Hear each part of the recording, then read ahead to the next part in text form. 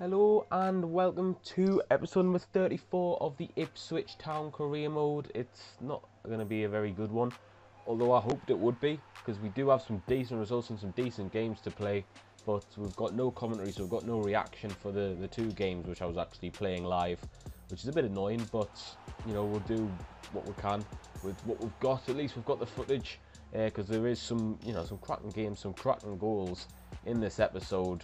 And I've already actually recorded over this bit, but that was in the first recording I did, which obviously hasn't come up, which is a bit annoying. But yeah, it's only my vocals. We've got the game audio, and we've also got the audio now from my microphone, which I'm talking in now. So it's gonna be, it's gonna be all right. But there was some decent games. You saw there the first one being a win against Bournemouth. We then played Swansea in the Karabakh Cup. We went 1-0 up through Tom Adeyemi, and it's a good goal for him as he tries to cement his place in the side. It's always going to be tough being the rating he is, and then he gives away a penalty, which you can look back at it, I don't really think it was a penalty, but Nathan Dyer just slot that into the bottom corner, the opposite way of which I put the keeper. The keeper, by the way, is one of my youth players who I have been going on about for a couple of seasons now.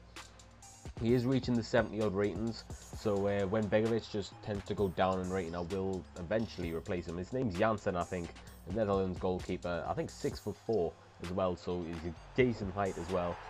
Taken down, it's another penalty. It's a chance for us to make it all square at 2-2, and Ted Bishop, who's very composed in this situation. I tried to put it down the middle, but for some reason the arrow just keeps shaking.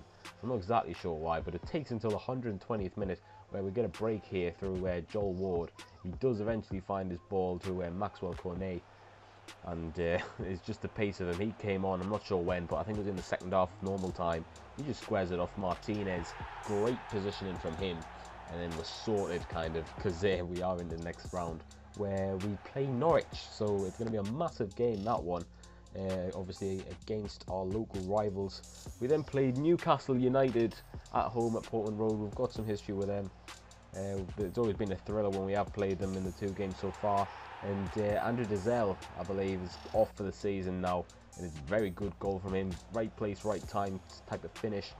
And yeah, it was a bit of a problem there. Jose Perez does get an equaliser for Newcastle, and he's lifted up into the air as they've scored their equaliser, and Alexander Mitrovic there kind of plays a 1-2. No, he doesn't. Jack Colback gives it to Mitrovic, and there's the 1-2. Mitrovic into the top corner near post. Keeper probably should have done better.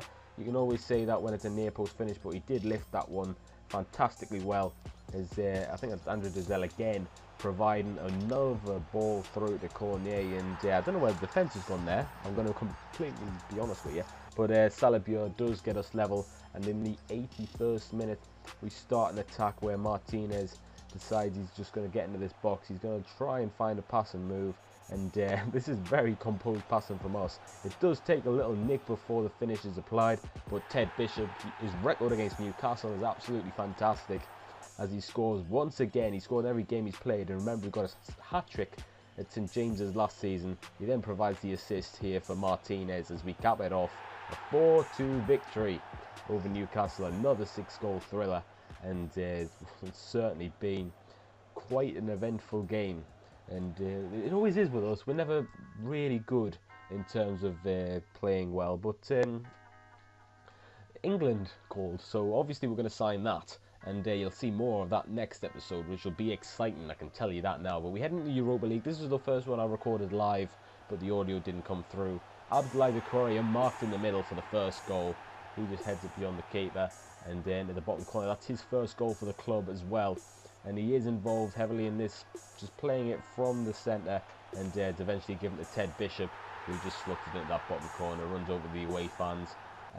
Sorry, the home fans. We're at Portland Road. I'm not exactly sure why I've said that, but that's the reason I recorded it to begin with. That's why I did a live recording of it, because it was a home game. But we then played against Manchester United. This one's definitely away from home, if you can't tell already. And Maxwell Cornet scored the first. And now I had a long conversation in this one, and I was going to have it back and forth. WAHBI KHAZRI is signed for this Manchester United team. Yeah, WAHBI KHAZRI, formerly of Sunderland. Well, in this save, he's still at, I don't know, Stade Rennais on loan, I think.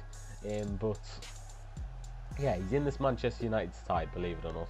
And yeah, we're 2-0 up, by the way, at Old Trafford.